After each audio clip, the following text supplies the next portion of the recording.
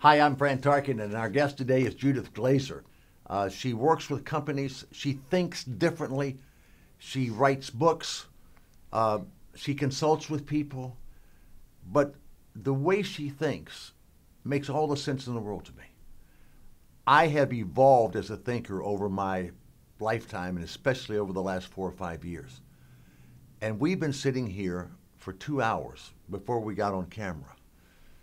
And we have been talking about how to think and how to figure things out, and the difference between making A's in the classroom and getting stuff done. Judith, welcome, and tell us the type of work that you've been doing for a number of years and how you've helped companies and private equity firms and people. Yeah, Fran, first of all, it's great to be here. I love talking to you because you're an example of what I thrive on every day, is to have somebody to speak with about inventing the future, creating the future, making the future better. Because so often I go into companies, you ask what I do, I call myself an organizational anthropologist. That means I can go in and fish around and take a look at, I get permission to look at the potsherds on the ground and what's happening. I call it deconstructing. I take a look at the reality that people live in companies, their culture. Yeah. And my job is to spot what's going on, what are the dynamics that are at play in the company that are going to make that a great company. Because I watch them and I see them. I can identify, for example, people talking to each other and how that conversation is going to have a play over the next 6 months, maybe the whole course of a company's life. So my job is to go in and help shine a light on what conversations are great and help leaders understand how to have more great conversations, which of course come from great thinking about the conversations and the people, and then help them understand how to do a makeover. I call it a conversational makeover. Yeah. When they're going through change, they have to know how to structure the environment for success. You have some interesting thoughts and studies and ideas that I embrace about the brain and how we think. Yeah. I shared with you that I had a hard time in school. Other people got it better than I did, quicker than I did. I made good grades, but it took me longer, and I felt intimidated. I felt inferior. And by the time I got to college, I graduated from college, and I made good grades. I was on the dean's list. I didn't get the full value of college because I wasn't solving problems. It was like I was supposed to make good grades. If you made good grades, you got an attaboy, and I did that, but I didn't learn how to think. Talk to me about that. Well, see, as you were describing to me how you reacted to what was going on at school, my sense about you was that you were a different kid. In other words, you weren't just there to learn what the teachers were teaching. Yep. You were there to think about what you were having to think about, to learn how to do what you wanted to do, right? Yeah. And so your mind kind of took off onto these amazing journeys while the teacher's saying, listen to what I'm saying, I'm going to test you. If you get good grades, then you move on to the next grade. Yep. And that's the way teaching has been for such a long time. And that's what I rebel against, I have to tell you, that because I think that the way we've taught kids is not going to create the kind of kids that do what you do, that think and challenge and take risks and look at the world in a different way. And figure out things. Yes, exactly. I've talked to you about my football. I learned to play sports in the alleys of Washington, D.C., and I was a sports savant.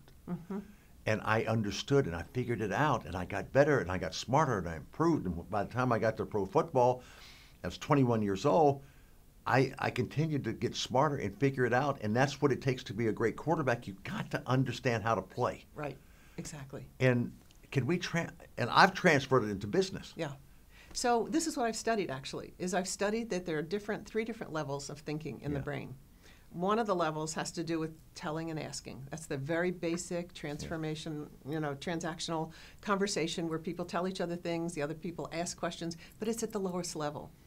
The next level is called positional, where people are advocating points of view. Like you have a strong point of view about something, and then you might inquire into other people's thinking. But the inquiring is often to get people to think the way you think. That's level 2, and we get a lot of that. You get a lot of that, right? In school and business, everywhere, right? Yeah. And we get rewarded for going with the boss's point of view often. I mean, you got grades in school, and then you get bonuses in companies, same thing.